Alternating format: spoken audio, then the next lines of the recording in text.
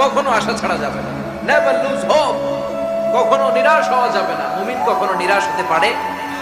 আপনি কত পাপ করেছেন, আপনি কত অন্যায় করেছেন, আপনি কত ভুল করেছেন, আপনি নিজের উপরে কত জুলুম করেছেন। আপনার পাপ অন্যায় আর গুনাহগুলো যদি হয় খালের পানির সমান, বিলের পানির সমান, জেনে রাখবেন আল্লাহর দয়া হলো সাগরের পানির সমান। আমাদের পাপ আর অন্যায় যদি হয় পাহাড়ের সমান, আল্লাহর দয়া আকাশের সমান। আমাদের পাপ আর অন্যায় যদি হয় আকাশের সমান, আল্লাহর দয়ার ভালোবাসা হলো তার আরশের সমান, ঠিক কি না? বিশ্বনবীর আগের গুনাহ মাফ, পরের গুনাহ মাফ।